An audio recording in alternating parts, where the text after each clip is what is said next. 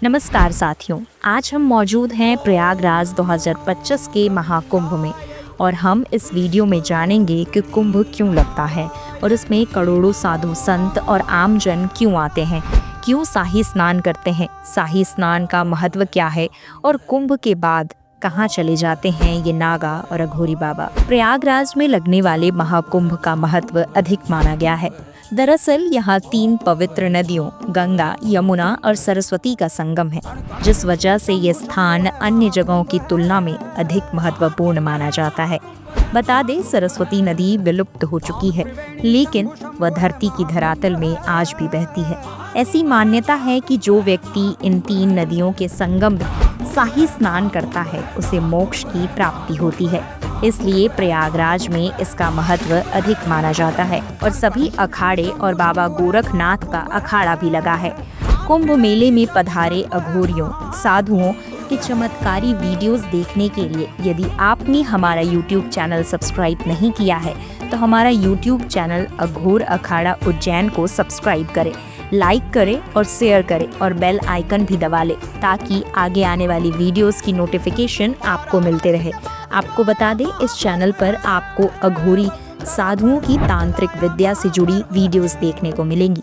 चलिए अब ज़्यादा वक्त ना लेते हुए महाकुंभ प्रयागराज के बारे में जानते हैं, महाकुंभ और समुद्र मंथन के रहस्यों को।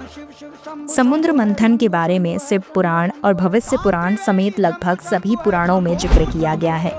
मान्यताओं के अनुसार समुद्र मंथन के दौरान जब अमृत कलश बाहर आया था, तब देवताओं और राक्षसों के बीच तानातानी और संघर्ष को कम करने के लिए भगवान विष्णु ने मोहिनी अवतार लिया था। इसके बाद देवताओं और राक्षसों के बीच संघर्ष काफी ज्यादा बढ़ गया था, तो उन्होंने इंद्रदेव के पुत्र जयंत को अमृत कलश सौंप दिया था। जयंत कौवे का स्वरूप धारण कर राक्षसों से अमृत कलश को छीनकर जब वो अमृत को लेकर भाग रहा था तो अमृत कलश से कुछ बूंदें प्रयागराज, उज्जैन, हरिद्वार और नासिक में गिर गई थी। जहां अमृत कलश की बूंदें गिरी, वहां कुंभ मेले का आयोजन किया जाता है।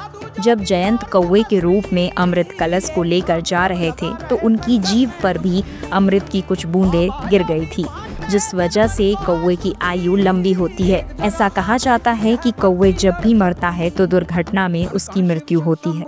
अमृत कलश को लेकर जयंत भाग रहे थे तो कुछ बूंद प्रयागराज, उज्जैन, हरिद्वार और नासिक में भी गिरे थे, इसलिए यहाँ भी कुंभ का आयोजन किया जाता है।